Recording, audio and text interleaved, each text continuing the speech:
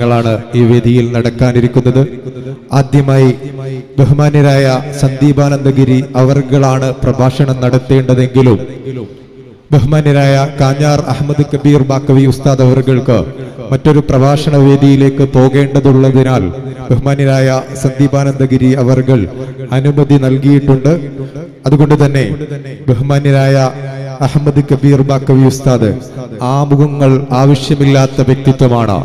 കാഞ്ഞാറിന്റെ ഓളപ്പളപ്പിലൂടെ പ്രതിസന്ധികളെ അതിജയിച്ച് പ്രതിഭാസം കൊണ്ട് ലോകത്തിന്റെ മുന്നിലേക്ക് ഉയർന്നു വന്ന സമുന്നതനായ പണ്ഡിത വ്യക്തിത്വമാണ്. വെല്ലൂർ ബാക്കിയാത്തു സാലിഹാത്തിൽ നിന്ന് ഇസ്ലാമിക ഭൗതിക മത വിദ്യാഭ്യാസ ബിരുദം കരസ്ഥമാക്കി ഹംദാൻ ഫൗണ്ടേഷൻ എന്ന് പറയുന്ന മഹത്തായ ഒരു സ്ഥാപനത്തിന് നെടുനായകത്വം വഹിക്കുന്ന ബഹുമാന്യരായ ഉസ്താദ് അവർകൾ അറിയപ്പെടുന്ന പ്രഭാഷകനും മാനവിക സന്ദേശങ്ങളുടെ പ്രചാരകനും കൂടിയാണ്. ബഹുമാന്യരായ അഹമ്മദ് ബാക്കവി ഉസ്താദ് അവർകളെ ആദരപൂർവ്വം ക്ഷണിക്കുന്നു.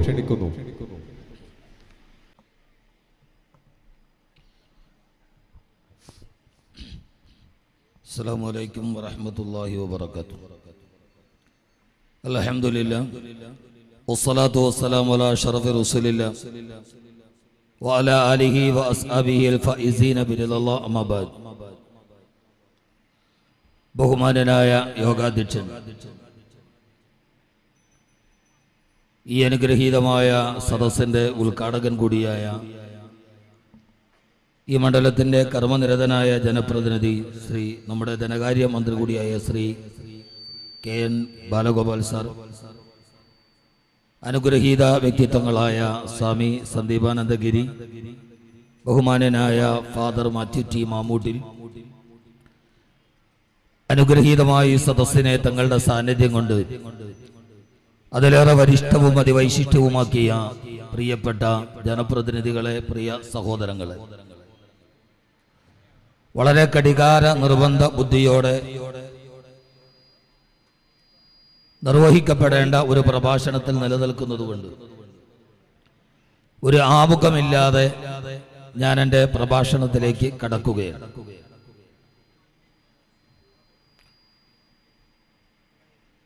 ന്യൂയോർക്കിലെ അതിമനോഹരമായ ഒരു മൃഗശാലയിൽ അവിടുത്തെ ജീവനക്കാർ അതിനേക്കാൾ അതിമനോഹരമായ ഒരു സന്ദേശം ലോകത്തോട് പറയാൻ ആഗ്രഹിച്ചു. ധാരാളം ആളുകൾ എത്തുന്ന മൃഗശാലയിൽ നമുക്കെല്ലാവർക്കും അറിയാവുന്നതുപോലെ വിവിധ ഇനങ്ങളിലും വിവിധ വർഗത്തിലും പെട്ട മൃഗങ്ങളെ കൂട്ടിലടച്ചതിന് ശേഷം ധാരാളം ആളുകൾ അതിലെ സന്ദർശനത്തിനു വേണ്ടി വരുമ്പോൾ ഓരോ കൂടുകളിലെത്തുമ്പോഴും ആ കൂട്ടിൽ അടച്ചിരിക്കുന്ന ജീവിയുടെ കൃത്യമായൊരു ബയോഡാറ്റ അതിന്റെ മുമ്പിൽ എഴുതിയിട്ടുണ്ടാകും. നമ്മുടെ തിരുവനന്തപുരത്തെ മൃഗശാല സന്ദർശിച്ചവർക്കറിയാം. കടുവയടച്ച കൂട്ടിൽ അത് കടുവയാണ്. അതിന്റെ ശാസ്ത്രീയ നാമം അതിനെ കൂടുതലായി കാണുന്നത് ഉഷ്ണപ്രദേശത്താണോ, ശൈത്യപ്രദേശത്താണോ, വൃഷ്ടിപ്രദേശത്താണോ, അതിന്റെ ആഹാരം എങ്ങനെയാണ്, ഒരു ചെറിയ ബയോഡാറ്റ എല്ലാ കൂടുകളിലും എഴുതിയിട്ടുണ്ടാവാം.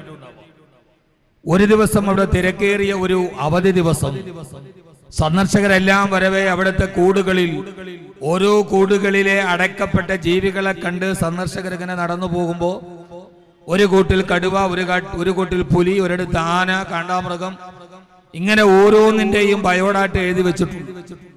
എല്ലാം കഴിഞ്ഞ് എല്ലാത്തിനെയും കണ്ട് ഏറ്റവും അവസാനം ഒരു കൂടിന് മുമ്പിൽ എത്തുമ്പോൾ ആ കൂടിന് മുമ്പിൽ ഒരു വലിയ ബോർഡ് എഴുതി വെച്ചിരിക്കും. ആ ബോർഡിന് താഴെയുള്ള വിവരണം എങ്ങനെയാണ്? ലോകത്തിലെ ഏറ്റവും അപകടകാരിയായ ജീവിയാണ് ഈ കൂട്ടിനുള്ളിലുള്ളത്. ആരും അതിന് അടുത്തേക്ക് കണ്ടാൽ ശാന്തനെന്ന് പൊതുവെ തോന്നുമെങ്കിലും അവൻ ഏത് സമയത്തും മുൻവിധികളില്ലാതെ അക്രമാസക്തനാവുന്നവനാണ്. അതുകൊണ്ട് തന്നെ വളരെ ശ്രദ്ധിച്ചല്ലാതെ ആ കൂടിന് മുമ്പിലേക്ക് ആരും പോവാൻ പാടില്ല. ഏത് സമയത്തും അക്രമത്തെ പ്രതീക്ഷിക്കാൻ കഴിയുന്ന, ആരെയും ആക്രമിക്കുന്ന, ഒരു മാനദണ്ഡവുമില്ലാതെ ആരെയും ആക്രമിക്കാൻ ത്വരയുള്ള ഒരു ജീവിയാണ് അതിലുള്ളത്. അതുകൊണ്ട് ആരും അവിടേക്ക്, ലോകത്തിലെ ഏറ്റവും അപകടകാരായ ജീവിയാണ് ആ കൂട്ടിനുള്ളിൽ. അതുകൊണ്ട് അതിനെ കാണാനെത്തുന്നവർ അതീവ ശ്രദ്ധയോടെ അവിടേക്ക് കടന്നുപോയി കണ്ട് അപ്പോൾ തന്നെ മടങ്ങേണ്ടതാണ് എന്ന് വലിയൊരു ബോർഡ്. ലോകത്തിലെ ഏറ്റവും അപകടകാരിയായ ജീവി ആര് എന്നറിയാൻ സന്ദർശകരെല്ലാവരും കൂടി വളരെ ജാഗ്രതയോടെ ഏത് സമയത്തും അക്രമാസക്തനാകുന്ന ജീവിയുടെ അക്രമമുണ്ടായാൽ ഓടി രക്ഷപ്പെടാൻ കഴിയും വിധം നിങ്ങളുടെ ശരീരത്തെ അകറ്റി നിർത്തി അവരിങ്ങനെ എത്തി നോക്കുമ്പോൾ യഥാർത്ഥത്തിൽ ആ കൂട് കാലിയായിരുന്നു. കൂട്ടിൽ ഒരു ജീവി പോലും ഇല്ല. പക്ഷെ ആ കൂടിന്റെ ഒരു ഭാഗത്ത് 4 ഭാഗത്തും വലിയ നിലക്കണ്ണാടി വെച്ചിട്ടുണ്ട്. പോയി നോക്കുന്ന ആളുകളുടെ മുഖമാണ് അതിൽ തെളിഞ്ഞു കാണുക. അതിന്റെ താഴെയാണ് യഥാർത്ഥത്തിൽ ആ ജീവി മനുഷ്യനായിരുന്നു. ലോകത്തിലെ ഏറ്റവും അപകടകരമായ ജീവി, ആരെയും ആക്രമിക്കാൻ കഴിയുന്ന, ഏത് സമയത്തും യാതൊരുവിധ മുൻവിധികളില്ലാതെ വിധം പ്രലോഭനങ്ങളോ ഇല്ലാതെ തന്നെ സ്വതസിദ്ധമായ ശൈലിയിൽ പ്രതികരിക്കാൻ കഴിയുന്ന ലോകത്തിലെ ഏറ്റവും അപകടകാരിയായ ജീവി ആ മനുഷ്യനായിരുന്നു എന്ന് അങ്ങനെ ഒരു കുസൃതി എഴുതി വെച്ചതായി പണ്ടെവിടെയോ വായിച്ചു കേട്ടിട്ടുണ്ട്. യഥാർത്ഥത്തിൽ അത് അന്നൊരു തമാശയായി തോന്നെങ്കിലും ഇന്നത് വളരെ അർത്ഥവത്തായ ഒന്നായി ചിലപ്പോൾ ചില പകലുകളിലും ചില സായാഹ്നങ്ങളിലുമൊക്കെ തോന്നിപ്പോവാറുണ്ട്. ആ കൂട്ടിൽ കിടക്കുന്ന കടുവയെക്കാളേറെ, പുലിയേക്കാളേറെ, കടുകനേക്കാളേറെ, പ്രാപ്പിടിയനേക്കാളേറെ ലോകത്തിലെ ഏറ്റവും അപകടകാരിയായ ജീവി മനുഷ്യനാണ് എന്ന് പലപ്പോഴും തോന്നാറുണ്ട്. കാരണം കടുകൻ ഒരിക്കലും മതത്തിന്റെ പേരിൽ വേറൊരു കടുകനെ കൊന്ന ചരിത്രമില്ല. പുലി ഒരിക്കലും മറ്റൊരു പുലിയെ അതിന്റെ നിറം നോക്കി അപമാനിച്ച കഥ കേൾക്കാനില്ല. ഈ കുറുക്കൻ പോലും മതത്തിന്റെ പേരിലോ ജാതിയുടെ പേരിലോ വേറൊരാളെ ചതിച്ച ഒരു കഥ ലോകത്ത് കേൾക്കാനില്ല.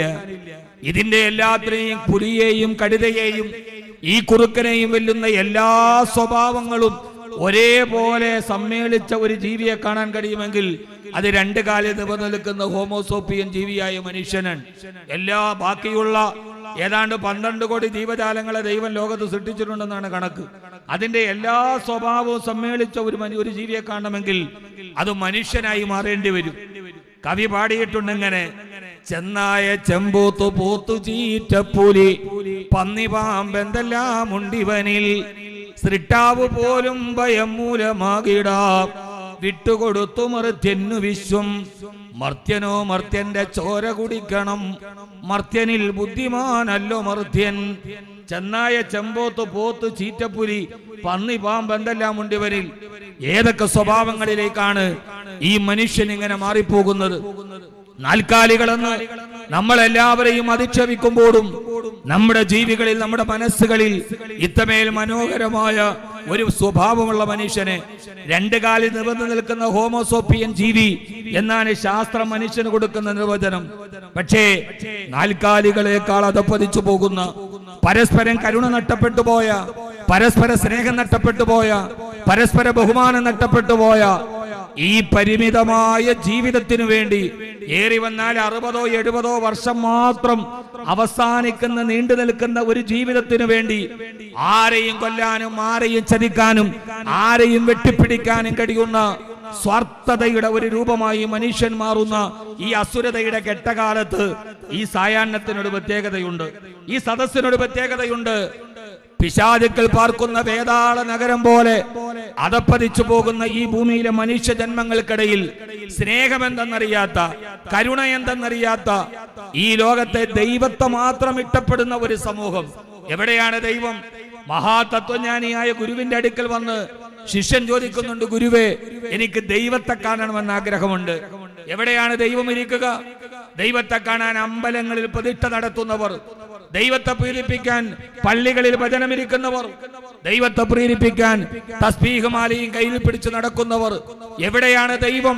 എവിടെയാണ് ദൈവം എന്ന് ചോദിച്ചാൽ ആ ചോദ്യത്തിന് ഒരു ഉത്തരം കഴിയാൻ മഹാതത്വജ്ഞാനിയായ സൂഫി വര്യൻ. ഇപ്പൊ വാക്കനാട് കൽച്ചറ വലിയുള്ളാഹിയുടെ മക്കാമിലാണ് നമ്മൾ നിൽക്കുക. നേരത്തെ മന്ത്രി പറഞ്ഞതുപോലെ ഇതൊരു പൊതുസ്വത്താണ്. എസ് കെ പൊറ്റക്കാട് തന്റെ യാത്രാനുഭവത്തിൽ എഴുതുന്നുണ്ട്: എവിടെയോ കടൽ തീരത്ത് ഒരു വലിയ ഒരു സന്യാസിയുടെ, ഒരു ഭിക്ഷുവിന്റെ ഭൗതിക ശരീരം അടക്കപ്പെടുന്ന മഹാസന്നിധാനത്ത് നിന്ന് എസ് കെ പൊറ്റക്കാട് പറയുകയാണ്, ഇങ്ങനെ ധ്യാനിച്ചു കൊണ്ടിരിക്കുമ്പോ മകൻ ചോദിക്കുന്നുണ്ട്: അതൊരു മുസ്ലിമായ ദൈവജ്ഞാനിയുടേതല്ലേ, നമ്മൾ മുസ്ലിം അല്ലാത്തവർ എന്തിനതിന്റെ മുമ്പിൽ നിൽക്കണമെന്ന്? എസ് കെ പൊറ്റക്കാട് എഴുതുന്നുണ്ട്. ആ വൈദ്യൻ പറഞ്ഞു കൊടുത്തു അത്ര മകനെ, അവരെല്ലാം ഒരു പൊതു സ്വത്തൻ. ഈ സൂഫികൾ, ഈ ജ്ഞാനികൾ, ഈ മഹാരഥന്മാർ അതെല്ലാം ഒരു പൊതുസ്വത്താണ്. ആ പൊതുസ്വത്തിനെയാണ് നമ്മൾ ബഹുമാനിക്കേണ്ടത് എന്ന്. എവിടെയാണ് ദൈവമുള്ളത് എന്ന് ചോദിച്ച ആ ശിഷ്യന്റെ കൈ പിടിച്ച് ഗുരു നടന്നു പോകുന്നത് അമ്പലത്തിലേക്കല്ല, പള്ളിയുടെ കുർബാന നടക്കുന്നിടത്തേക്കല്ല, വെള്ളിയാഴ്ചകളിൽ പ്രാർത്ഥന നടക്കുന്ന പള്ളികളുടെ ഉള്ളിലല്ല. ആ കാശായ വസ്ത്രധാരിയായ ഭിക്ഷാന്തേഹിയായ തത്വജ്ഞാനി ആ ശിഷ്യൻ ദൈവം എവിടെ എന്ന് ചോദിച്ച് അന്വേഷിച്ച് നടക്കുന്നവർ. നമ്മളെല്ലാവരും ദൈവത്തെ അന്വേഷിച്ച് നടക്കുന്നവരാ. ഞായറാഴ്ച കുർബാനയ്ക്ക് പള്ളിയിൽ പോകുന്നതും വെള്ളിയാഴ്ച ഖുത്ബയ്ക്ക് പോകുന്നതും രാവിലെ എഴുന്നേറ്റ് ചന്ദനക്കുറി ധരിച്ച് ദൈവത്തിന്റെ മുമ്പിൽ പോകുന്നതും ഒക്കെ ദൈവത്തിനെ കാണാനാണ്. പണ്ടങ്ങാണ്ടോ വയലാറാണ് എഴുതിയതെന്ന് എനിക്ക് തോന്നുന്നു. അച്ഛനും അമ്മയും നഷ്ടപ്പെട്ട് ജീവിതത്തിൽ ഭക്ഷണത്തിന് വകയില്ലാത്തൊരു ബാലൻ പണ്ടേതൊരു ബ്ലാക്ക് ആൻഡ് വൈറ്റ് സിനിമയിൽ പാടുന്ന ഒരു പാട്ട് കേട്ടിട്ടുണ്ട്.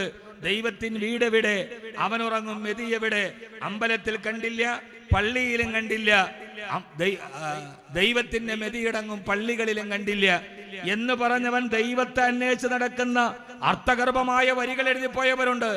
ആ കാശായ വസ്ത്രധാരിയായ സന്യാസി അവിടുത്തെ അധ്വാനികളായ രാവിലെ മുതൽ വൈകുന്നേരം വരെ ജീവിതത്തിന്റെ രണ്ടറ്റം തമ്മിൽ കൂട്ടിമുട്ടിക്കാൻ പെടാപ്പാടുപെടുന്ന പാവപ്പെട്ട ചുമട്ടുതൊഴിലാളികളും പാവപ്പെട്ട യാചകരും ഇരിക്കുന്ന കമ്പോളത്തിലേക്ക് കൊണ്ടുപോയി ശിഷ്യനോട് പറയുന്നുണ്ട്, നിനക്ക് ദൈവത്തെ കാണണം, എന്നാൽ അവരുടെ ഇടയിൽ നീ അന്വേഷിക്കൂ, ദൈവം ഇരിക്കുന്നത് അവിടെയാണ് എന്ന്. പാവപ്പെട്ടവന്റെ ഇടയിൽ, കണ്ണീര് വറ്റുന്നവന്റെ ഇടയിൽ, വിയർപ്പുകൾ കാണുന്നവന്റെ ഇടയിൽ ദൈവത്തെ അന്വേഷിക്കൂ എന്ന് പറയുന്ന ഒരു സന്യാസിയുടെ ചിത്രമുണ്ട്. യഥാർത്ഥത്തിൽ ദൈവം എന്നത് സ്നേഹമാണ്, ദൈവം എന്നത് കരുണയാണ്, ദൈവം എന്നത് സഹവർത്തിത്വമാണ്, സാഹോദര്യമാണ്. മതം എന്ന് പറയുന്നത് സ്നേഹവും കരുണയും വിട്ടുവീഴ്ചയാണെന്ന് പറയാൻ. മതം എന്നത് ഇടയ്ക്കിടയ്ക്ക് മതമിളകാനുള്ള ഒരു പ്രായോഗികതയല്ല, അത് അധികാരത്തിലേക്ക് നടന്നെടുക്കാനുള്ള കുറുക്കുവടിയല്ല. മതം എന്നത് കരുണയാണ്, മതം എന്നത് സ്നേഹമാണ്, മതം എന്നത് ലോകത്തിലെ ഏറ്റവും വലിയ കണ്ണീരൊപ്പാൻ കഴിയുന്ന ഒരു വികാരത്തിന്റെ പേരാണ് മതം എന്ന് പറയുന്നത് എന്ന് മനസ്സിലാക്കാനാണ് നാം ശ്രമിക്കേണ്ടത്. അതുകൊണ്ടാണ് സ്വാമി വിവേകാനന്ദൻ പറഞ്ഞത്, ചിക്കാഗോയിലെ ലോകമഹാസമ്മേളനത്തിൽ കാശായ വസ്ത്രം ധരിച്ചു my dear sisters and brothers, എന്റെ പ്രിയപ്പെട്ട സഹോദരി സഹോദരന്മാരെ എന്ന് ഇന്ത്യയുടെ മഹത്തായ ഒരഭിസംബോധനയെ കൊണ്ട് ലോകത്തെ ഞെട്ടിച്ച സ്വാമി വിവേകാനന്ദൻ പറഞ്ഞത്, അഗതികൾക്ക്, പാവപ്പെട്ടവന് വിശക്കുന്നവന് ഭക്ഷണം കൊടുക്കാത്ത, അഗതികളുടെ കണ്ണീരൊപ്പാത്ത ഒരു മതത്തിൽ എനിക്ക് വിശ്വാസമില്ലെന്ന് സ്വാമി വിവേകാനന്ദൻ പറയുന്നത്.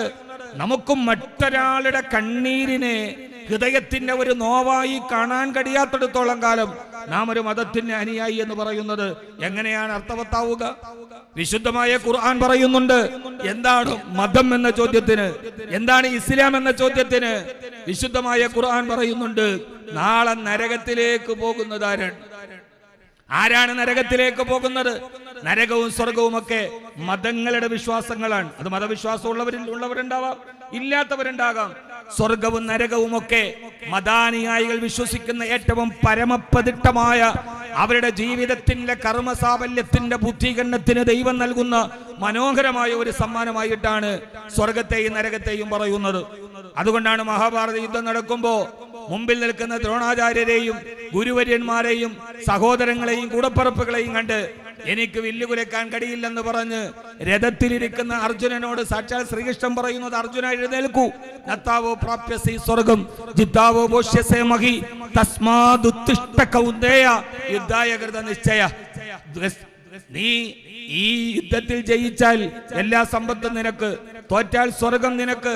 അതുകൊണ്ട് തസ്മാദുത്തിഷ്ഠ കൗന്ദേയ, കുന്തി ദേവിയുടെ പ്രിയപ്പെട്ട പുത്ര, എഴുന്നേറ്റ് നിശ്ചയദാർഢ്യത്തോടെ യുദ്ധം ചെയ്യാൻ പറയുമ്പോ സ്വർഗമെന്ന് പറയുന്ന വിശ്വാസിയുടെ ജീവിതത്തിന്റെ കർമ്മങ്ങളുടെ അനിവാര്യമായ ഉപോൽപ്പന്നമായി ദൈവം നൽകുന്ന പാരിതോഷികത്തെ മതം അങ്ങനെയാണ് വിശേഷിപ്പിക്കുക. വിശുദ്ധമായ ഖുർആൻ പറയുന്നുണ്ട്, ആർക്കാണ് നരകത്തിൽ പോകുന്നതെന്നറിയോ? പലിശയ്ക്ക് കൊടുക്കുന്നവൻ മാത്രമല്ല, മദ്യപിക്കുന്നവൻ മാത്രമല്ല, വ്യഭിചരിക്കുന്നവൻ മാത്രമല്ല, വയംനഊനൽ മാഊൻ, അയൽവാസി വെള്ളം കോരാൻ ഒരു തൊട്ടി ചോദിച്ചിട്ടത് കൊടുക്കാത്തവന് നരകമാണ് എന്ന് വിശുദ്ധമായ ഖുർആൻ പറയുന്നുവെങ്കിൽ, എന്റെ പ്രിയപ്പെട്ട സഹോദരങ്ങളോട് എനിക്ക് അനുവദിക്കപ്പെട്ട സമയം കൂടെ ഒന്ന് അധ്യക്ഷൻ പറയണം കേട്ടോ. കാരണം എല്ലാവരും പ്രധാനപ്പെട്ട ആളുകളാണ്. അതുകൊണ്ട് ഡയസ് നിയന്ത്രിക്കുന്നവരുടെ അനുവദിക്കപ്പെട്ട സമയവും കൂടെ പറയണം. പ്രത്യേകിച്ച് എല്ലാവരും പ്രഭാഷകരാകുമ്പോൾ അവരെ പരസ്പര ബഹുമാനവും കറക്റ്റ് ടൈം പറഞ്ഞാൽ ഞാൻ തുടങ്ങിയ ടൈം എഴുതിയിട്ടുണ്ട്. യഥാർത്ഥത്തിൽ എന്റെ പ്രിയപ്പെട്ട സഹോദരങ്ങളോട് ഞാൻ പറയുന്നുണ്ട്, എന്താണ് മതമെന്ന് ചോദിച്ചാൽ ഇസ്ലാമിനൊരു നിയമമുണ്ട്. നിങ്ങളുടെ മുകളിലുള്ള അയൽപക്കക്കാരന്റെ വീട്ടിൽ വെള്ളമില്ല കിണറ്റിൽ, നിങ്ങളുടെ താഴത്തെ കിണറ്റിൽ വെള്ളമുണ്ട്.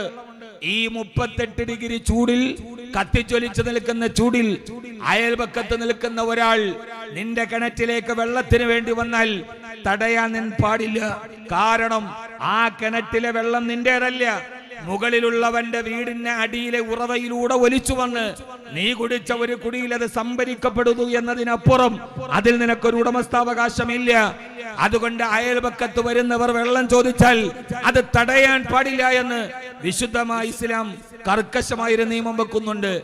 എന്താണ് മതം എന്ന് ചോദിക്കുന്ന ഒരർത്ഥത്തിന് വളരെ കടികാര നിർബന്ധതയുടെ കണിശതയോടെ സമർപ്പിക്കപ്പെടുന്ന ഒരു പ്രഭാഷണത്തിൽ അത്രമേൽ ദീർഘമായി പറയാൻ കഴിയാത്തത് കൊണ്ട്, അല്ലെങ്കിലും അറബിയിൽ ഒരു ആപ്തവാക്യമുണ്ട്, ഖൈറുൽ കലാമി മാ കല്ലാവതല്ല, അരോചകമാകും വിധം സുദീർഘമാവാത്ത അർത്ഥദ്യോതകവും ആശയസമ്പുഷ്ടവും അർത്ഥവൈപുല്യമുള്ള പ്രഭാഷണമാണ് അത്യുത്തമം എന്നാണ് ആപ്തവാക്യം. അതുകൊണ്ട് തന്നെ മതം എന്ന് പറയുന്നത് ഭൗതികമായ ശരീരത്തിന്റെ നെറ്റിത്തടത്തിലെ അടയാളം മാത്രമല്ല, അടുത്തവന്റെ കണ്ണീര് കാണാൻ, അടുത്തവനോട് സ്നേഹം നൽകാൻ, തന്റെ മുമ്പിലോട് വന്ന് യാചിക്കുന്ന മനുഷ്യരുടെ മുമ്പിൽ അവന്റെ കണ്ണീരിന് വിലയുണ്ടെന്ന് കൽപ്പിക്കുന്നിടത്താണ് മതം എന്നത് പൂർത്തിയാകുന്നത്.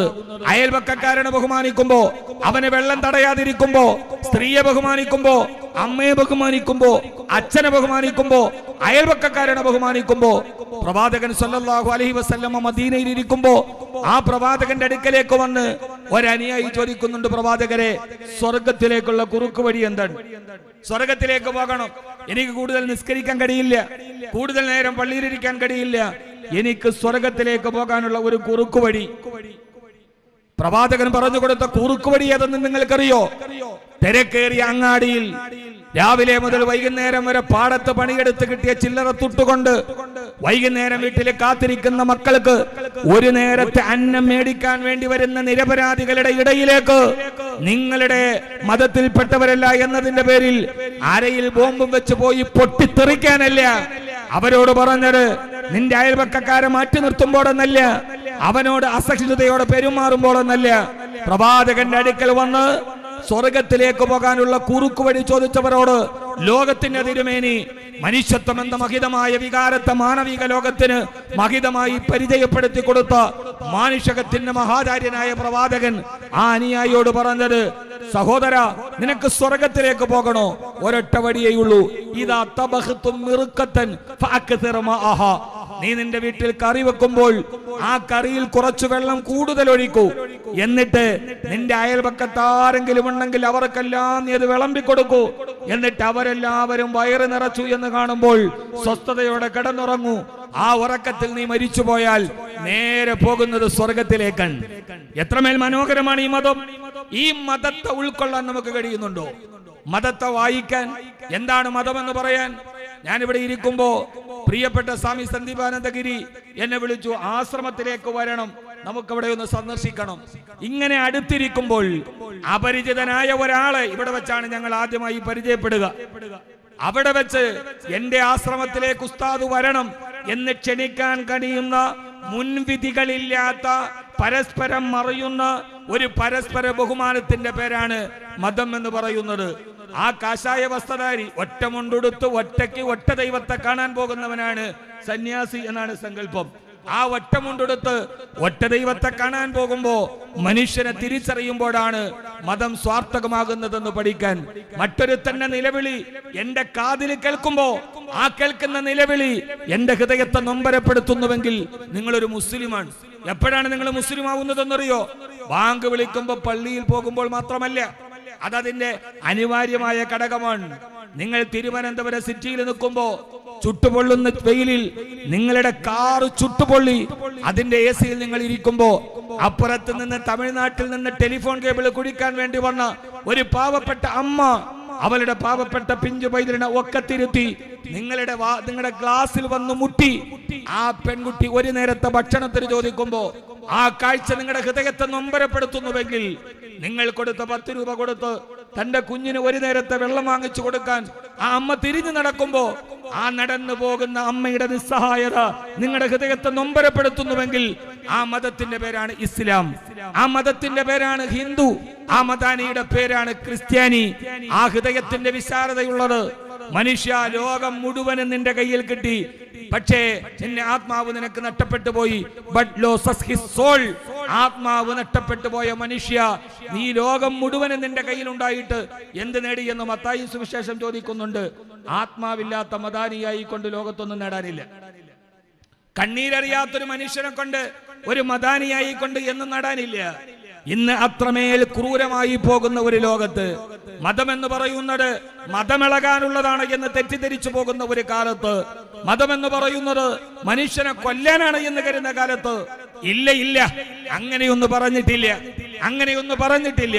സ്നേഹത്തോടെ കടാൻ ഒരേ മുറിയിൽ കടന്ന് വർഷങ്ങളോളം ഒന്നിച്ച് കടന്ന് ഒരേ പായിലുറങ്ങി ഒരേ ഭക്ഷണത്തളികയിൽ നിന്ന് ഉണ്ട് എന്തോ ചില്ലറ പ്രശ്നത്തിന്റെ പേരിൽ പരസ്പരം അകന്നു പോകുമ്പോ തന്റെ സഹപാഠികളുടെ മുമ്പിലേക്ക് ക്രൂരമായി പെരുമാറവേ അടികളേറ്റ് പൊളയുന്ന പ്രിയപ്പെട്ട കൂട്ടുകാരൻ അരുതേ എന്ന് കൈകൂപ്പി നിലവിളിക്കുമ്പോ ആ കൈകൂപ്പി നിൽക്കുന്നവന്റെ കണ്ണിലെ ദൈന്യത, അവന്റെ നിലവിളി അവന്റെ കൂട്ടുകാരന്റെ കാതിൽ പതിയുന്നില്ല എങ്കിൽ അത്രമേൽ കിരാതമായി പോകുന്ന ഒരു ലോകത്ത്, ആക്രോശങ്ങൾ മാത്രം നിലനിന്നു പോകുന്ന ഒരു ലോകത്ത്, അച്ഛനെ തിരിച്ചറിയാത്ത ഒരു ലോകത്ത്, അമ്മയെ തിരിച്ചറിയാത്ത ഒരു ലോകത്ത് മതം എന്ന് പറയുന്നത് സ്നേഹമാണ്. നിങ്ങൾ അറിയുമോ എന്ന് എനിക്കറിയില്ല. കഴിഞ്ഞ ഒരു മാസത്തിന് മുമ്പ് കോട്ടയത്ത് ലൂക്കോസ് എന്ന് പറയുന്ന ഒരു ക്രിസ്ത്യാനി വിശ്വാസി ആത്മഹത്യ ചെയ്തു. എങ്ങനെയാ ചെയ്തെന്നറിയോ? വിഷം കുടിച്ചിട്ടല്ല, തൂങ്ങി മരിച്ചതല്ല, ആ മനുഷ്യൻ റെയിൽവേ ട്രാക്കിൽ തലവെച്ചതല്ല, സ്വന്തം കൈകൊണ്ട് പിച്ചാത്തി കൊണ്ട് കഴുത്തറുത്ത് ആ മനുഷ്യൻ മരിച്ചു.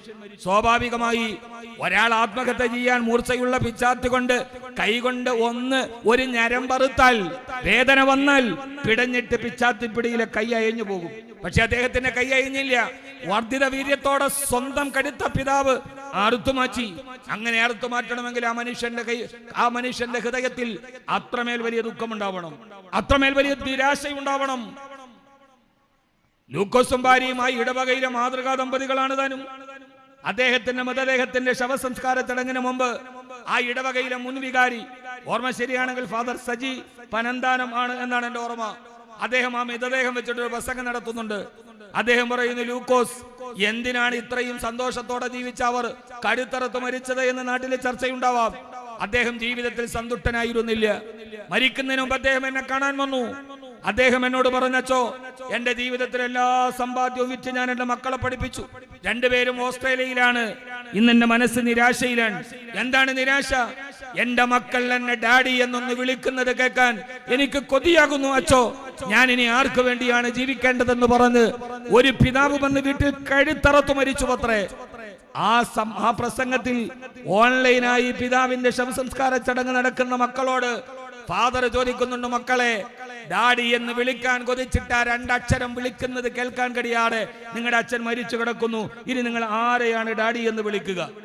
ഞാൻ പറഞ്ഞത് മനുഷ്യനോട് മാത്രമല്ല, അപരനോട് മാത്രമല്ല, ജന്മം നൽകിയ മാതാവിനോടും പിതാവിനോടും സ്നേഹത്തോടെ ഒന്ന് സംബോധന ചെയ്യാൻ കഴിയാത്ത വിധം സ്നേഹം മരിച്ചു പോകുന്ന ഒരു കാലത്ത്, സ്നേഹമില്ലാത്ത ഒരു കാലത്ത്, വർഗീയതകൾ ലോകത്തിലെ ഏറ്റവും വലിയ ദുരന്തമായി മാറുന്ന ഒരു കാലത്ത്, മതത്തിന്റെ പേരിൽ മനുഷ്യനെ വിഭജിക്കപ്പെടുന്ന കാലത്ത് മനുഷ്യനെ കുറിച്ച് പറയാൻ, സ്നേഹത്തെ കുറിച്ച് പറയാൻ, സഹവർത്തിത്വത്തെ കുറിച്ച് പറയാൻ, സഹിഷ്ണുതയെ കുറിച്ച് പറയാൻ, സഹാനുഭൂതിയെ കുറിച്ച് പറയാൻ, അയൽക്കാരനെ സ്നേഹിക്കണമെന്ന് പറയാൻ, മതത്തിന്റെ പേരിൽ മനുഷ്യനെ വിഭജിക്കരുതെന്ന് പറയാൻ, വർഗത്തിന്റെ പേരിൽ മതിൽ കെട്ടരുതെന്ന് പറയാൻ, സ്ത്രീയെ ബഹുമാനിക്കണമെന്ന് പറയാൻ, ഏതു മതാനുയായികൾക്കാണ് സ്ത്രീകൾ ബഹുമാനിക്കപ്പെടുന്ന ഒരു കാലം. ബഹുമാനപ്പെട്ട മന്ത്രി പറഞ്ഞു, കേരളത്തെ പോലെ മനോഹരമായ ഒന്നില്ല എന്ന്. അതും മലയാളിയുടെ ഒരു പ്രബുദ്ധതയുടെ പേരിലാണ്. എത്രമേൽ വലിയ വിഭജനമാണ് മലയാളിയുടെ ഇടയിൽ നടക്കുന്നത്. എത്രമേൽ വലിയ ഓരോ ചെറിയ കുട്ടികളുടെ ചാബല്യങ്ങളെ പോലും വർഗീയതയായി പരിപോഷിപ്പിക്കപ്പെട്ട് തെരഞ്ഞെടുപ്പ് കാലത്തെ വൃത്തികെട്ട കളികൾ നടക്കുമ്പോഴും മലയാളിയുടെ ഒരു പ്രബുദ്ധത കൊണ്ട് മാത്രം അവൻ അതിനെ ആട്ടിഉയർത്തുകയാണ്, അവൻ അകറ്റി നിർത്തുകയാണ്. സ്ത്രീയെ ബഹുമാനിക്കാൻ കഴിയാത്ത ഒരു കാലത്ത് പ്രവാചകന്റെ അടുക്കലേക്ക് ഒരാൾ വന്നിട്ട് പറയുന്നുണ്ട്, പ്രവാചകരെ, ഞാൻ എല്ലാ വൃത്തികേടും നിർത്താം, പക്ഷെ എനിക്ക് വ്യഭിചരിക്കാൻ അനുവാദം തരണം. അതെനിക്ക് നിർത്താൻ കഴിയില്ല, എനിക്ക് വ്യഭിചരിക്കണം. പ്രവാചകൻ പറഞ്ഞു, ആയിക്കോളൂ, നീ വ്യഭിചരിച്ചോളൂ. അയാൾക്ക് സന്തോഷമായി. മതനേതൃത്വത്തിൽ നിന്ന് ആഗ്രഹം സബലീകരിക്കാൻ അനുവാദം കിട്ടിയ ആഗ്രഹത്തോടെ അയാൾ തിരിച്ചു പോകുമ്പോ പ്രവാചകൻ സല്ലല്ലാഹു അലൈഹി വസല്ലം അയാളെ അടുത്തേക്ക് വിളിച്ചിട്ട് ചോദിച്ചു, നീ വ്യഭിചരിക്കാൻ പോകുന്നത് ശരിയാണ്. ഞാനൊരു കാര്യം ചോദിക്കട്ടെ, നിന്റെ വീട്ടിൽ നിനക്ക് ഉമ്മയില്ലേ? ഉണ്ട്. നിന്റെ ഉമ്മയെ ആരെങ്കിലും കടപ്പുറ പങ്കിടുന്നത് കാണുന്നത് നിനക്ക് ഇഷ്ടമാണോ? ഇല്ല നബിയെ, ഞാൻ അവന്റെ കഴുത്തറക്കും. നിന്റെ പെങ്ങളുമായി ഒരാൾ കടപ്പുറ പങ്കിടുന്നത്, അവനെ ഞാൻ ഈ ഭൂമിയിൽ വെച്ചേക്കില്ല. നിന്റെ മകളുടെ കടപ്പുറയിൽ ഒരാൾ കിടക്കുന്നത് നിനക്ക് ഇഷ്ടമാണോ? ഞാൻ അവനെ ഈ ലോകത്ത് നിന്ന് ഇല്ലാതാക്കും. പ്രവാചകൻ അവനോട് ചോദിച്ചൊരു ചോദ്യമുണ്ട്, സഹോദരാ, നീ വ്യഭിചരിക്കാൻ പോകുന്നത് ഏതെങ്കിലും ഒരു മകന്റെ അമ്മയായിരിക്കില്ലേ? ഏതെങ്കിലും ഒരാളുടെ ഭാര്യയായിരിക്കില്ലേ? ഏതെങ്കിലും ഒരാളുടെ പെങ്ങളായിരിക്കില്ലേ? ഏതെങ്കിലും ഒരു പാവപ്പെട്ട മനുഷ്യന്റെ മകളായിരിക്കില്ലേ? അങ്ങനെ നിനക്കിഷ്ടപ്പെടാത്തത് മറ്റൊരുത്തന്റെ മേൽ ചെയ്യുന്നത് എങ്ങനെയാണ് ശരിയാവുക എന്ന് ചോദിക്കവേ, ഇനി എനിക്ക് വ്യഭിചരിക്കണ്ട നബി എന്ന് പറഞ്ഞ് മാനസിക പരിവർത്തനത്തിന്റെ നന്മയുടെ മുഖമായി കടന്നു പോകുന്ന ഒരു ചരിത്രം പറയപ്പെടുന്നുണ്ട്. പാതിരാത്രിയുടെ നിശബ്ദതയിൽ നെടുമൺകാവ് ജംഗ്ഷനിലൂടെ നടന്നു വരുമ്പോ പാവപ്പെട്ട അബലയായ ഒരു പെണ്ണ് ട്രെയിൻ ലേറ്റ് ആയതിന്റെ പേരിലോ വാഹനം കിട്ടാത്തതിന്റെ പേരിലോ ആ നടു റോഡിൽ ഒരു പെണ്ണിനെ ഒറ്റയ്ക്ക് കിട്ടിയാൽ അവളെ കടിച്ചു കീറാനുള്ളതാണ് എന്ന ബോധത്തോടെ അവളുടെ മേൽ ചാടിക്കയറുന്നതിന് പകരം ആ ഒറ്റക്ക് നിൽക്കുന്നത് എന്റെ അമ്മയാണ്, എന്റെ പെങ്ങളാണ്, അതെന്റെ ഭാര്യയാണ്, അതെന്റെ മോളാണ്, അവളെ കൈപിടിച്ച് സുരക്ഷിത സ്ഥാനത്തിൽ എത്തിക്കാൻ കഴിയുന്നിടത്തോളം നിന്റെ മനസ്സിന് സ്ത്രീയെ ബഹുമാനിക്കാൻ കഴിയുന്ന ഒരു മനസ്സുണ്ടായില്ലെങ്കിൽ ഏതു മതത്തെക്കുറിച്ചാണ് നീ വാചാലമാകുന്നത്? എത്ര നാരീസ്തു പൂജ്യന്തേ രമന്തേ തത്ര ദേവത. സ്ത്രീ എവിടെ ആദരിക്കപ്പെടുന്നു അവിടെ ദേവന്മാര് പ്രസാദിക്കുമെന്ന് പറഞ്ഞ പ്രാമാണികതയുടെ മുകളിലാണ് റെയിൽവേയിൽ പട്ടാപ്പകൽ പെണ്ണ് മാനഭംഗം ചെയ്യപ്പെടുന്നത്. അവളുടെ മനസ്സിനെ പിച്ചിച്ചീറുന്നത് ആർക്കും എന്തും ചെയ്യാൻ കഴിയുന്ന ഉപഭോഗ തൃഷ്ണയുടെ മലഞ്ചരക്കായി പെണ്ണിനെ സൃഷ്ടിക്കുന്നത്. സ്ത്രീയെ ബഹുമാനിക്കാൻ അറിയാത്ത ഒരാൾ, ഒരു ഹിന്ദു വിശ്വാസി, അവൻ കൃഷ്ണനെ ഇഷ്ടപ്പെടുന്നുവെങ്കിൽ ആ കൃഷ്ണനെ ഇഷ്ടപ്പെടുന്നത് അവന്റെ അവന്റെ കൈപ്പിടിയിൽ കൃഷ്ണന്റെ മയിൽപ്പീലി ഉണ്ടാകുമ്പോഴല്ല. ആളുകളുടെ മുമ്പിൽ വെച്ച് പാഞ്ചാലിയെ വസ്ത്രാക്ഷേപം ചെയ്തപ്പോ കടന്നു നിന്ന് എന്റെ പെങ്ങളെ പാഞ്ചാലിയെ പുരുഷന്റെ മുമ്പിൽ മാനഭംഗം ചെയ്യപ്പെടേണ്ടവനല്ല എന്ന് പറഞ്ഞ് പാഞ്ചാലിയുടെ വസ്ത്രാക്ഷേപത്തിനെതിരെ തടഞ്ഞു നിന്ന് കൃഷ്ണനായി മാറുമ്പോഴാണ് എന്റെ മുമ്പിൽ ഒരു സ്ത്രീ അപമാനിക്കപ്പെടാൻ പാടില്ലെന്ന് നിർണയിക്കപ്പെടുമ്പോഴാണ് കൃഷ്ണന്റെ ഭക്തനാവുക, പ്രവാചകന്റെ അനുയായി ആവുക. യേശു ക്രിസ്തു മഗ്ദലന മറിയത്തിന്റെ പ്രിയപ്പെട്ട മകനെ നമുക്ക് ഹൃദയത്തോട് ചേർത്ത് വെക്കാൻ കഴിയുക.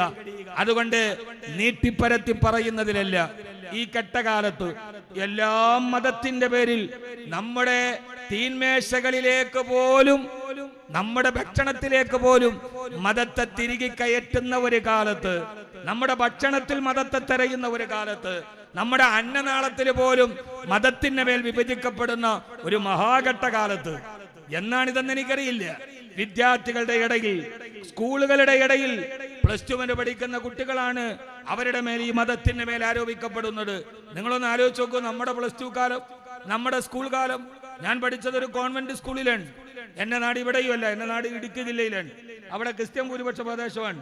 ഞാൻ 10ാം ക്ലാസ് വരെ പഠിച്ചത് ഒരു കോൺവെന്റ് സ്കൂളിലാണ്. ചെറുപ്പത്തിലെ ദാരിദ്ര്യത്തിൽ ഉച്ചക്കൊരു നേരത്തെ ഭക്ഷണമില്ലാതെ ആ പഠിച്ചു കഴിഞ്ഞ് സ്കൂളിലെ മരബെഞ്ചിൽ തലചായ്ച്ചിരിക്കുമ്പോ എന്റെ തോളിൽ തട്ടി എഴുന്നേൽപ്പിച്ച് ഇന്നാ മോനെ ഭക്ഷണം കഴിക്കൂ എന്ന് പറഞ്ഞ ആ എന്റെ മുമ്പിൽ കണ്ട എന്റെ ടീച്ചറിന്റെ തലയിൽ ഒരു തട്ടമുണ്ടായിരുന്നു. ആ തട്ടം ഒരു മുസ്ലിം പെണ്ണിന്റെ തട്ടമല്ല, അതൊരു കന്യാസ്ത്രീയുടെ തട്ടമായിരുന്നു. അന്ന് അവർ വെച്ച് നീട്ടിയ അന്നം തിരുഹൃദയ മഠത്തിൽ നിന്ന് ടീച്ചർ പൊതിഞ്ഞുകൊണ്ടുവന്ന ക്രിസ്ത്യാനികളായ കന്യാസ്ത്രീകൾ അന്തേവാസികളായി നിൽക്കുന്ന ആ തിരുഹൃദയ മഠത്തിൽ നിന്ന് കൊണ്ടുവന്ന ഭക്ഷണം കഴിക്കാൻ എനിക്കന്ന് 2 പ്രാവശ്യം ആലോചിക്കേണ്ടി വന്നില്ല. ഉച്ചക്കഞ്ഞിയില്ലാതെ ദാരിദ്ര്യത്തിൽ പലക ബെഞ്ചിൽ കമിഴ്ന്നു കിടന്ന എനിക്ക് നീട്ടിയ ആ കൈകളിൽ അവരുടെ മുഖത്ത് മതത്തെ വായിച്ചെടുക്കാൻ എനിക്ക് കഴിയുമായിരുന്നില്ല. രാവിലെ സ്കൂളിലേക്ക് പോകുന്ന വഴിയിൽ ഇടത്തും വലത്തും നിന്ന് എന്റെ സുഹൃത്തുക്കളോട് അവരുടെ മതവും ജാതിയും ഇന്ന് വരത്തോ ചോദിക്കാൻ എനിക്ക് കഴിഞ്ഞിട്ടില്ല. അതുകൊണ്ട് എന്റെ പ്രിയപ്പെട്ട സഹോദരങ്ങളോട്, ഈ കെട്ടകാലത്ത്, മതത്തിന്റെ മേൽ മനുഷ്യനെ വേലി കെട്ടുന്ന കാലത്ത് നന്മയുടെ വക്താക്കളായി മാറാൻ, സ്നേഹമാണ് വലുതെന്നറിയാൻ, സ്നേഹത്തിന്റെ മേൽ നിലനിൽക്കണമെന്നറിയാൻ എത്ര യോഗേശ്വര തൃഷ്ണോ എത്ര പാർത്ഥോയതനുത്തരത. എവിടെ വഴിതെറ്റി നടക്കുന്ന ഒരു സമൂഹമുണ്ടോ അവിടെയെല്ലാം വഴികാട്ടാൻ ഒരു ആചാര്യനുണ്ടാകും. യഥാ യഥാ ഹി ധർമ്മസ്യ ഗ്ലാനിർഭവതി ഭാരത അഭ്യുത്ഥാനമധർമ്മസ്യ തദാദാനം സുജാമ്യഹം പരിത്രാണായ സാധൂനാം വിനാശായ ച ദുഷ്കൃതാം ധർമ്മ സംസ്ഥാപനാർത്ഥ്യായ സംഭവാമി യുഗേ യുഗേ. എവിടെയൊക്കെ ധർമ്മത്തിന് മങ്ങലേൽക്കുന്നുവോ, അധർമ്മം എവിടെ കൊടികുത്തി പാടുന്നോ അവിടെയൊക്കെ ധർമ്മത്തിന് പുനഃസംസ്ഥാപകർ ഉണ്ടാകും. അതുകൊണ്ട് ഈ സന്ധ്യ, ഈ രാത്രി, ഈ ഒരു പുണ്യമായ ഇരിപ്പ് ഇത് നമ്മുടെ ജീവിതത്തിലെ മനോഹരമായ ഒന്നാവണം. എല്ലാവരെയും സ്നേഹം കൊണ്ട് കീഴ്പ്പെടുത്താൻ, സഹവർത്തിത്വം കൊണ്ട് കീഴ്പ്പെടുത്താൻ. അയൽപക്കത്ത് കിടക്കുന്നവൻ ആരാണെങ്കിലും രാവിലെ പോകുന്ന വഴിയിൽ നീ ഇന്നലെ ഭക്ഷണം കഴിച്ചോ എന്ന് ചോദിക്കാൻ, കൂട്ടുകാരാ ജോസിനോടാണെങ്കിലും നിന്റെ വീട്ടിലെ അവസ്ഥ എന്തെന്ന് ചോദിക്കാൻ. നമ്മുടെ ഹൃദയത്തിന് വിശാലത ഉണ്ടാകുമ്പോഴാണ് നമ്മൾ മനുഷ്യരായി മാറുക. അതുകൊണ്ട് മനുഷ്യനായി മാറാൻ ആർത്തസ്വരം കേട്ടിയിടിന കാതു കാതു, സാധുക്കളെ താങ്ങിയിടിന ബാഹുബാഹു, സാന്തോക്തി യോതിയിടിന ജിഹ്വ ജിഹ്വ, പരോപകാര സാന്തോക്തി യോതിയിടിന ജിഹ്വ ജിഹ്വ, കാരുണ്യമാർന്നിടിന ദൃഷ്ടി ദൃഷ്ടി. നമ്മുടെ കണ്ണുകൾ കാരുണ്യമുള്ള കണ്ണുകളാവണം. സാധുക്കളെ താങ്ങിയിടിന ബാഹുബാഹു, നമ്മുടെ കൈകൾ സാധുക്കളെ താങ്ങി നിർത്തുന്നതാവണം. നമ്മുടെ ചെവികൾ മറ്റുള്ളവരുടെ നിലവിളി കേൾക്കുന്നതാവണം. എന്നിട്ടോ വെട്ടുന്നവനും തരു ചൂടകറ്റും, ഹനിപ്പവനും കിളി പാട്ടുപാടും, ഇറുപ്പവനും മലർ ഗന്ധമേകും, പരോപകാര പ്രവണം പ്രപഞ്ചം. നമ്മെ ഇങ്ങോട്ടക്രമിക്കുന്നവരോട് സ്നേഹത്തിന്റെ ഭാഷ പറയാൻ, ഇറുപ്പവനും മലർ ഗന്ധമേകും, ഞെട്ടിൽ നിന്ന് അങ്ങനെ തന്നെ മുറിച്ചു കൊണ്ടുപോകുന്നവനും റോസാപ്പൂവ് സുഗന്ധമേ കൊടുത്തിട്ടുള്ളൂ. ചുവടെ വെട്ടിമാറ്റിയവനും പിന്നെയും തീർത്തു വന്ന് മരം തണലേ കൊടുത്തിട്ടുള്ളൂ. അമ്പെയ്ത് വീഴ്ത്തിയതിനു വേണ്ടി കുയിൽ വീണ്ടും പാട്ടുപാടിയിട്ടേ ഉള്ളൂ. പരോപകാര പ്രവണം പ്രപഞ്ചം. ഈ പ്രപഞ്ചമെല്ലാം പരോപകാരത്തിന്റെ മകുട ഉദാഹരണങ്ങളാണ്. അതുകൊണ്ട് ഈ ചെറിയ ആയുസ്സിൽ ഏറി വന്നാൽ 50 വർഷം, ഏറി വന്നാൽ 60 വർഷം, അവസാനം ഈ കിഡ്നി ഫെയിലർ ആകുമ്പോ, ഹൃദയം നിലക്കുമ്പോ, തിരുവനന്തപുരത്ത് നിന്ന് ജോസിന്റെ ഹൃദയം സുലൈമാന് വെക്കാൻ വേണ്ടി ഈ ആംബുലൻസിൽ പോകുമ്പോ വഴിമാറുന്നവരെല്ലാം പള്ളിക്കമ്മറ്റിക്കാരല്ല, മനുഷ്യരാണ് വഴിമാറുന്നത്, മനുഷ്യനാണ് മാറുന്നത്, ഹൃദയത്തിന്റെ തുടിപ്പിന് വേണ്ടി നിലനിൽക്കുന്നത്. ആ ഹൃദയത്തുടിപ്പ് നമുക്കുണ്ടാകണം. അങ്ങനെയാണെങ്കിൽ ഇന്ത്യയിലെ ആദ്യത്തെ ഹൃദയമാറ്റ ശസ്ത്രക്രിയയുടെ ചരിത്രം അറിയുന്നത് വളരെ നന്നാവും. മലയാളിയായ ഡോക്ടർ KM ചെറിയാനാണ് ആദ്യമായി ഇന്ത്യയിലെ ഹൃദയമാറ്റ ശസ്ത്രക്രിയ നടത്തിയത്. അതൊരു മുസ്ലിമിന്റെ ഹൃദയം ഹിന്ദുവിന്റെ ശരീരത്തിലേക്ക് നസ്രാണിയായ ഡോക്ടർ KM ചെറിയാൻ വെച്ചുകൊടുത്തു. ഹൃദയം മുസ്ലിമിൻ്റെതാണ്, വെച്ച ശരീരം ഹിന്ദുവിൻ്റെതാണ്, വെച്ചത് നല്ല നസ്രാണിയായ ഡോക്ടർ KM ചെറിയാനാണ്. എല്ലാം ആദ്യത്തെ ഹൃദയമാറ്റ ശസ്ത്രക്രിയ പൂർത്തിയായി. ഇത് സുലൈമാന്റെ ഹൃദയമായതുകൊണ്ട് ഞാൻ ഒരു മിനിറ്റിൽ 72 പ്രാവശ്യം ഇടിക്കില്ല എന്ന് ആ ഹിന്ദുവിന്റെ ശരീരം തീരുമാനിച്ചില്ല. ഇത് ഹിന്ദുവിന്റെ ശരീരത്തിലായതുകൊണ്ട് ഞാനിനി അനങ്ങൂല എന്ന് സുലൈമാന്റെ ഹൃദയവും തീരുമാനിച്ചില്ല. ഇത് രണ്ടും കൂടി വെച്ചതൊരു നസ്രാണി ആയതുകൊണ്ട് എന്നാ ഞങ്ങൾ സഹകരിക്കില്ലെന്ന് അവർ രണ്ട് തീരുമാനിച്ചില്ല. എൻ്റെ പ്രിയപ്പെട്ട സഹോദരങ്ങളെ, എൻ്റെ പേര് അഹമ്മദ് കബീർ ബാക്കവി, സ്വാമിയുടെ പേര് സ്വാമി സന്ദീപാനന്ദഗിരി, അപ്പുറത്ത് ഫാദറിന്റെ പേര്. ഇതിനൊക്കെ പേരുകളുടെ വ്യത്യാസമല്ലെന്ന്. ഈ ജുബ്ബയൊന്ന് മാറ്റിയാൽ, ആ കാഷായ വസ്ത്രം ഒന്ന് മാറ്റിയാൽ, ആൾ ഓഹയൊന്ന് ഊരിയാൽ, ഞങ്ങളുടെ ശരീരത്തിന് നിറത്തിനൊരൽപ്പം വ്യത്യാസം ഉണ്ടെങ്കിലും സർജിക്കൽ ബ്ലേഡ് കൊണ്ടൊന്ന് കീറി 3 പേരുടെ ശരീരം ഒന്ന് കീറി നോക്കിയാൽ അകത്തെ നാഡീവ്യവസ്ഥ, അകത്തെ ഹൃദയം, അകത്തെ രക്തധമനി, അവിടെ കുടലുകൾ എല്ലാം ഒരേപോലെയാണ്. ഒരു വ്യത്യാസമില്ല. നിങ്ങൾക്കും അങ്ങനെ തന്നെ ചെറിയ ഏറ്റ വ്യത്യാസവും ഡയബറ്റിക് ഉണ്ടെങ്കിൽ ചെറിയ ചുരുങ്ങലും കുരുങ്ങലും ഒക്കെ ഉണ്ടെന്ന് മാത്രമല്ലാതെ ഇതിന്റെ വ്യവസ്ഥകൾക്കൊന്നും ഒരു വ്യത്യാസവും ഇല്ല. എല്ലാം ഏകനായ ദൈവത്തിന്റെ ഒരു ലീലാവിലാസമാണ്. അതുകൊണ്ട് കൂടുതൽ ആമുഖങ്ങളൊന്നുമില്ലാതെ എൻ്റെ പുറകെ വരുന്നവർ എനിക്ക് വേണ്ടി സമയം മാറ്റിവെച്ച സ്വാമിയോട് എനിക്ക് നീതി പുലർത്തേണ്ടതുള്ളത് കൊണ്ട് ഈ വാക്കനാട് കൽച്ചിറ ഇവിടെ നിന്ന് വളരെ എല്ലാവരും മന്ത്രിയെ പുകഴ്ത്തി. വാക്കനാട് നിന്ന് വെളിയത്തേക്കുള്ള ദൂരം ഒരു പാലം കൊണ്ട് അദ്ദേഹം കുറച്ചു കൊടുത്തു. 6 കിലോമീറ്ററോളം ഓട്ടോറിക്ഷ വലിച്ചു വരേണ്ട ഒരു വലിയ ദൂരത്തെ വാക്കനാടെയും വെളിയത്തെയും ആളുകൾ തമ്മിലുള്ള അകലത്തെ ഒരു ചെറിയ പാലത്തിലൂടെ മന്ത്രി കുറച്ചു കൊടുത്തു എന്നാണ്. ലോസ് ആഞ്ചലസിൽ നിന്ന് ടോക്കിയോയിലേക്ക് ഇപ്പൊ ന്യൂയോർക്കിൽ നിന്ന് ടോക്കിയോയിലേക്ക് യാത്ര ചെയ്യണമെങ്കിൽ ഇപ്പോൾ മണിക്കൂറുകൾ വേണം. 2030 ആയാൽ അതിവേഗ വിമാനങ്ങൾ കണ്ടുപിടിച്ചാൽ ആ ദൂരം വെറും 30 മിനിറ്റായി കുറയുന്നുണ്ട്. ഭൂമിയിൽ നിന്ന് അടുത്ത് നിൽക്കുന്ന ഒരു നക്ഷത്രമുണ്ട്, ആൽഫ സെന്ററി. അവിടേക്ക് ഇപ്പൊ പോകണമെങ്കിൽ 150 വർഷം വേണമെന്നാണ്. 2050 നാസയുടെ ഗവേഷണങ്ങൾ പരിപൂർണമായി വിജയിച്ചാൽ 150 വർഷം എന്ന് പറയുന്ന ഒരു അകലം 50 വർഷമായി കുറയും. ഗ്രഹങ്ങൾ തമ്മിലുള്ള അകലത്തെ കുറയ്ക്കാനുള്ള സാങ്കേതിക വിദ്യ മനുഷ്യൻ കണ്ടുപിടിക്കുകയാണ്. ടൗണുകൾ തമ്മിൽ, നഗരങ്ങൾ തമ്മിലുള്ള അകലം കുറയ്ക്കാനുള്ള സാങ്കേതിക വിദ്യകൾ മനുഷ്യൻ കണ്ടുപിടിക്കുകയാണ്. പക്ഷേ അനുദിനം അകന്നു പോകുന്ന മനുഷ്യന്റെ ഹൃദയങ്ങളെ തമ്മിൽ അടുപ്പിക്കാൻ കഴിയുന്ന ഒരു പാലം വാക്കനാടും വെളിയത്തിലെ ജനങ്ങളെ തമ്മിൽ അടുപ്പിച്ചതുപോലെ അവരവരുടെ ഹൃദയത്തെ തമ്മിൽ അടുപ്പിക്കാൻ കഴിയുന്ന ഒരു പാലം കണ്ടുപിടിക്കാൻ മനുഷ്യന് കഴിയാതെ പോകുന്ന ഒരു കാലത്ത് ഈ നെടുമങ്കാവിൽ നിന്ന് പൂയപ്പള്ളിക്ക് പോകാൻ ബസ് കയറാൻ വേണ്ടി നിന്നാൽ അവിടെ നിന്ന് 10 രൂപ പോയിന്റ് ആവും. നമ്മളവിടെ ബസ് കാത്ത് നിന്നാൽ ആദ്യം ബസ് വരും. കൈ നീട്ടിയാൽ ബസ്സിന്റെ ഡ്രൈവർ നമ്മൾ പറഞ്ഞെടുത്ത് നിർത്തില്ല, 10 മീറ്റർ മുമ്പേ കൊണ്ടേ നിർത്തു. ആ ഡ്രൈവറോട് അപ്പം തന്നെ നമുക്ക് മനസ്സിൽ ഒടുങ്ങിയാൽ തീരാത്ത പകയും വൈരാഗ്യവും. ഓടി അങ്ങോട്ട് പോകുന്ന വഴിയിൽ വഴിയരികിൽ നിൽക്കുന്നവന്റെ കയ്യിൽ തട്ടും. അവൻ രൂക്ഷമായി നോക്കുമ്പോൾ അവനോട് നമുക്ക് രണ്ടാമത് പകയാവും. ഫുട്ബോളിൽ പോയി ചാടി കയറുന്നതിനൊപ്പം കിളി ബെല്ലടിച്ചു വിടും. മുമ്പോട്ടാഞ്ഞു പോകും വീഴാൻ. നമ്മൾ പകയോടെ കിളിയെ നോക്കും. മൂന്നാമത് അവനോട് പകയായി. അവസാനം അവിടത്തേക്ക് കയറി നിൽക്കുമ്പോൾ തന്നെ ഡ്രൈവർ വണ്ടിയെടുക്കും. മുമ്പോട്ടാഞ്ഞ് വേറെ യാത്രക്കാരൻ ശരീരത്ത് തട്ടും. അയാൾ കണ്ണുകൊണ്ടുവിടാൻ ചോദിച്ചാൽ അവനോട് നാലാമത് നമുക്ക് വൈരാഗ്യമായി. കണ്ടക്ടർ വന്ന് ടിക്കറ്റ് എടുക്കാൻ വേണ്ടി 10 മിനിറ്റ് ദൂരമേ ഉള്ളൂ. ടിക്കറ്റ് എടുക്കാൻ 10 രൂപ ചോദിക്കുമ്പോൾ 500 നോട്ട് കൊടുക്കുക. ചില്ലറയില്ല, മനുഷ്യന് മെനക്കെടുത്താൻ വന്നിരിക്കുന്നു എന്ന് കണ്ടക്ടർ പറയുമ്പോൾ ആറാമത് അവനോട് വൈരാഗ്യമാവും. അവസാനം അവിടെ നിന്ന് ഇരിക്കാൻ വേണ്ടി നോക്കുമ്പോൾ സീറ്റില്ല.